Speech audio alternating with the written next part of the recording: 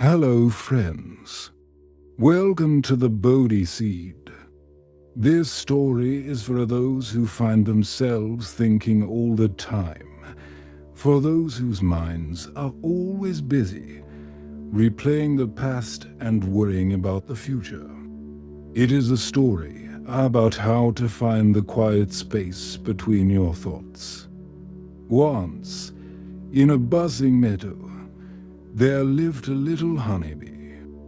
This bee was a very hard worker.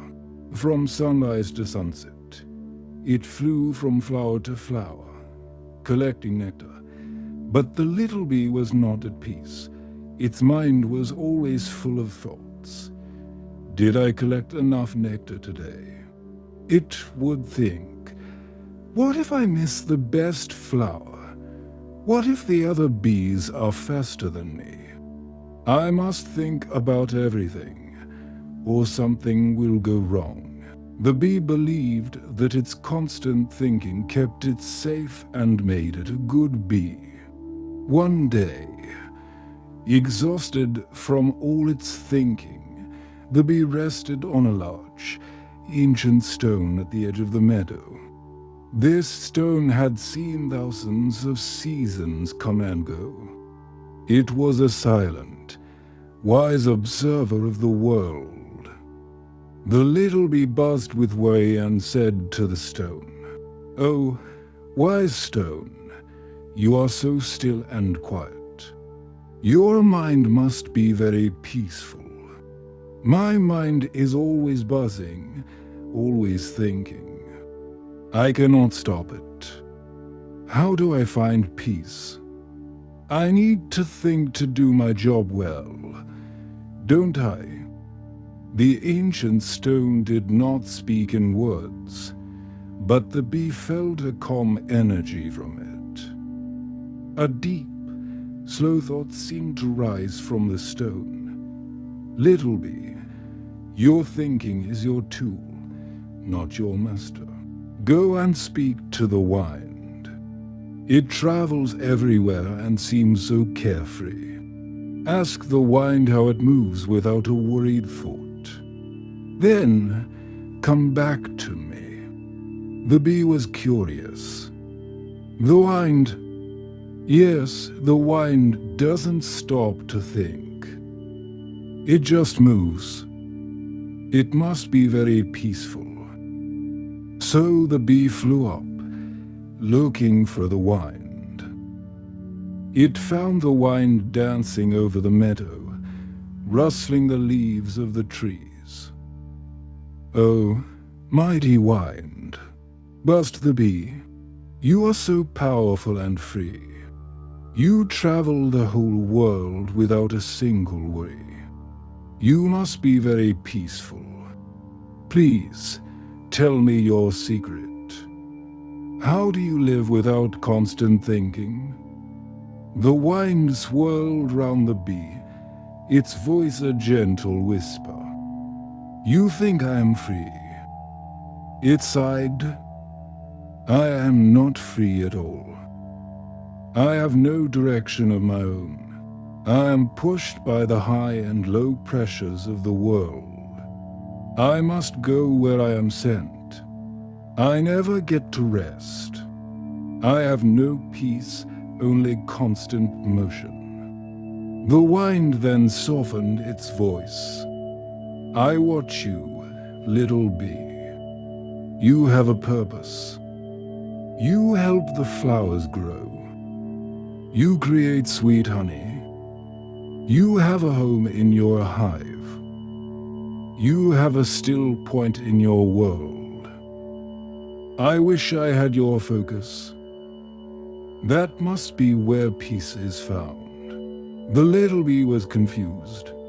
It had always seen its purpose as a reason to think more, to worry more. It had never seen it as a source of peace. The bee then saw the big, strong oak tree standing in the middle of the meadow. The oak tree must be peaceful, it thought. It is so grounded and has been here for so long. It doesn't rush round. It just is. So the bee flew to the oak tree. "Oh, wise oak tree, you are so strong and patient. You stand here, day after day, in perfect calm. Your mind must be truly at peace. How do you do it? How do you stop your thoughts?" The oak tree's leaves rustled with a deep, slow sound. "Little bee," it said in a voice as old as the meadow, "my mind is not always calm. I worry about the drought in the summer. I feel the pain of the storms that break my branches. I fear the woodcutter's axe. My roots hold me here. I cannot run away from danger. I am not free from worry." Then the great tree seemed to smile. "But I watch you. Little bee, you can fly. You can dance from flower to flower. You are not stuck in one place. You are free to move and experience the whole meadow. I envy your freedom to fly away from trouble. That freedom must bring you great peace in that very moment." Something inside the little bee became quiet.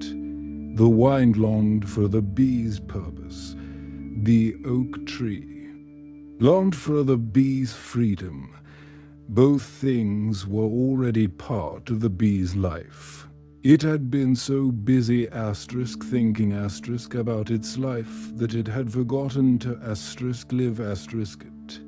It realized its purpose was not to think about every flower, but to enjoy the sweetness of each one. Its freedom was not a reason to worry about where to go next, but to feel the joy of its wings beating in the air. The little bee flew back to the ancient stone.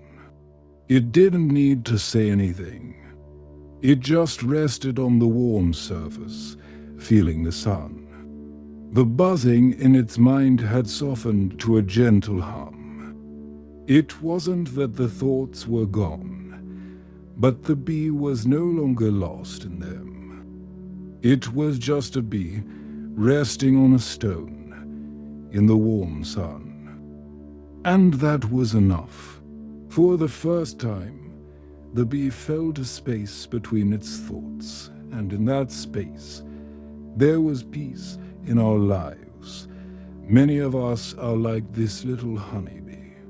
We believe we have to think about everything all the time. We get lost in a storm of thoughts, replaying mistakes from the past and rehearsing worries for the future. We think that by overthinking, we can control life and prevent bad things from happening. But this story teaches us a profound lesson. You are not your thoughts. Your thoughts are like clouds passing in the sky. They come and they go. Peace is not found by stopping the thoughts, but by realizing that you are the sky, not the clouds. Don't try to fight your thoughts. Don't try to force your mind to be quiet. Instead, just watch them. Allow them to come and go without getting caught up in them. Because true peace is not the absence of thinking. It is the ability to be present in the quiet space between your thoughts. A mind that is aware of itself is a mind that is finally free. Thank you for listening. May the seed of wisdom we've planted today bring peace and a lasting smile to your heart.